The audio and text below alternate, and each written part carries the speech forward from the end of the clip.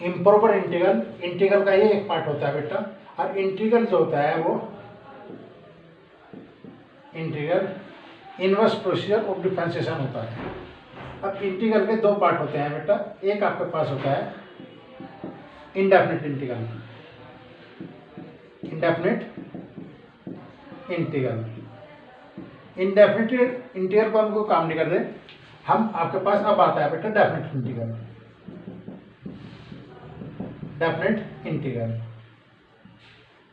Definite integral में definite integral दो part का होता है।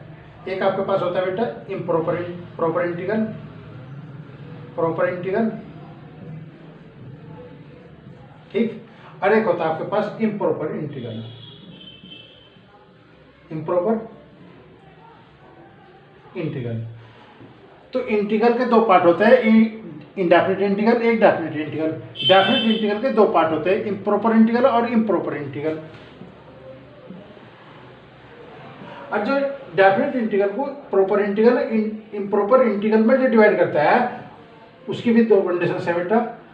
पहले तो आपके पास जो आपके पास डेफिनिट इंटीग्रल है उसमें दो तरह के इंटीग्रल होते हैं, प्रॉपर इंटीग्रल, इम्प्रॉपर इंटीग्रल। अब उन्हें डिवाइड किस कंडीशन के आधार पर किया जाता है, वो कंडीशन इंटीग्रल डेफिनिट इंटीग्रल के दो पार्ट होते हैं बेटा। एक तो आपके पास रेंज ऑफ इंटीग्रेशन होता है, range of integration, range of integration, और एक आपके पास है फंक्शन। इन्हें डेफिनेट इंटीग्रल को हम दो पार्टों में डिवाइड करते हैं, रेंज ऑफ इंटीग्रेशन और फंक्शन, ठीक।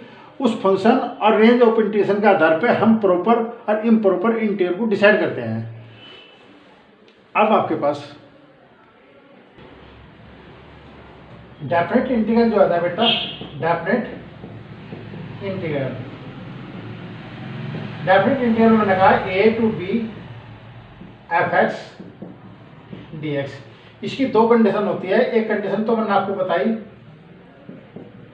Range of integration, range of integration, range of integration से मतलब है बेटा अपर लिमिट में से लोअर लिमिट घटाओ b माइनस सी, ठीक। फिर आपके पास है फंक्शन, फंक्शन fx। तो डेफिनेट इंटीग्रल को दो पार्टों में डिवाइड करते हैं, रेंज ऑफ इंटीग्रेशन और फंक्शन। रेंज ऑफ इंटीग्रेशन की भी दो कंडीशंस है। इसकी कंडीशन ये तो फाइनाइट होगा या इनफाइनाइट होगा, ठीक। यानी रेंज ऑफ इंटीग्रेशन ये तो फाइनाइट है और या इनफाइनाइट है, ठीक। और फंक्शन की भी दो कंडीशंस है, ये तो फंक्शन बाउंडेड होगा या अनबाउंडेड होगा। तो definite integral a to b fx dx है, इसमें दो कंडीशन होती है, एक तो आपके पास रेंज ऑफ इंटीग्रेशन होता है और एक आपके पास फंक्शन होता है। रेंज ऑफ इंटीग्रेशन होता है अपर लिमिट में से लोअर लिमिट घटाओ, b माइनस ए आया, ये तो ये वैल्यू फाइनाइट देगा या इनफाइनाइट देगा।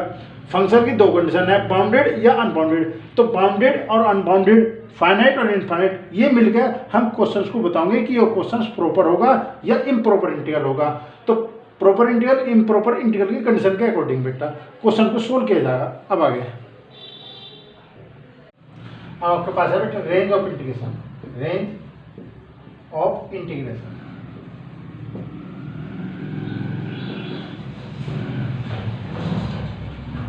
एक तो मैंने इंटीग्रल लिखा बेटा 1 to infinity fx dx,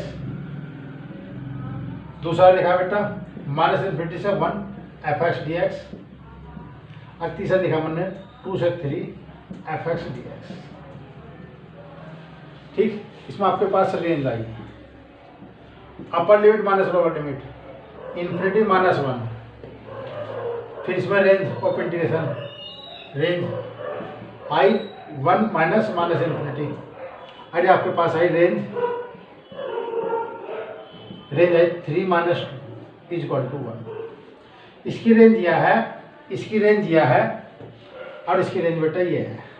ये वैल्यू, ये रेंज इनफाइनाइट है,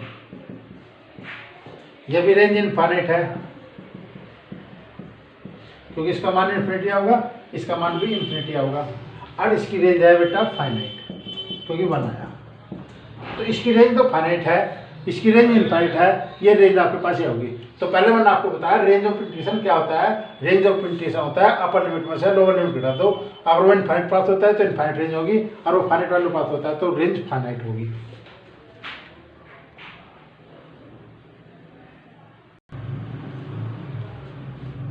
bounded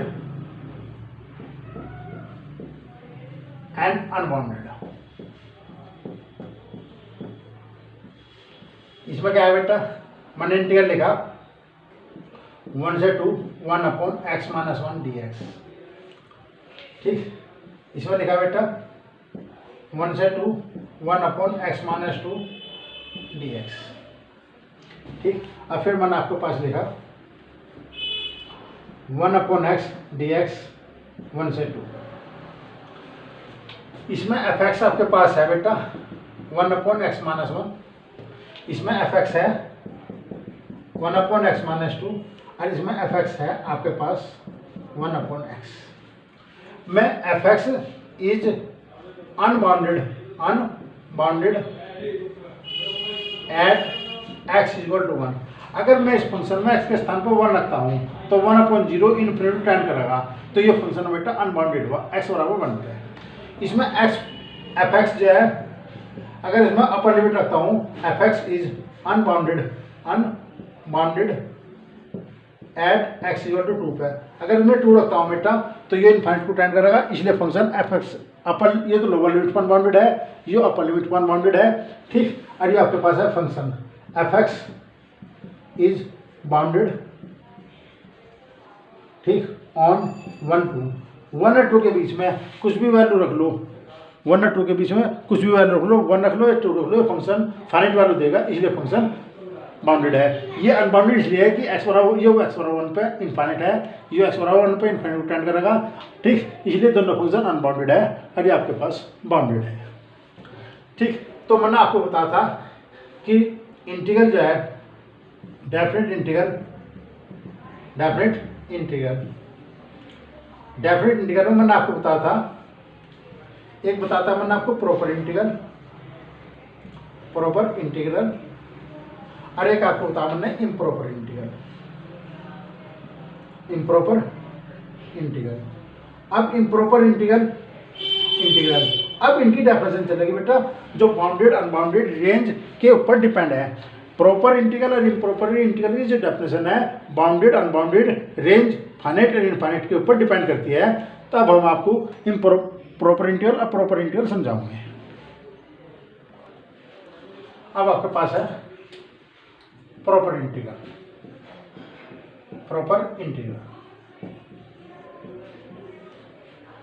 the definite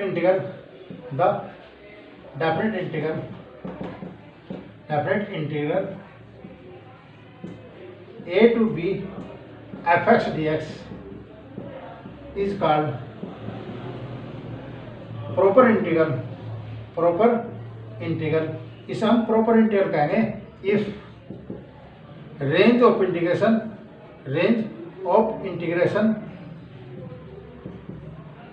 is finite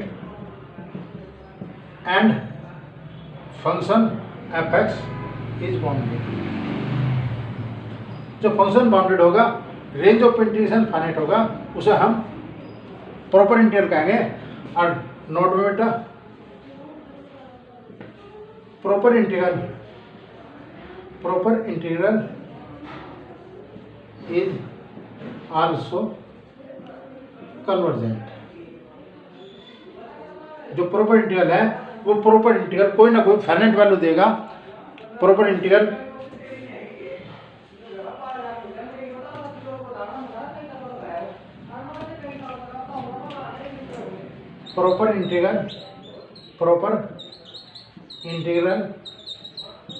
is also convergent. जो प्रॉपर इंटीग्रल होगा वो कन्वर्जेंट होगा।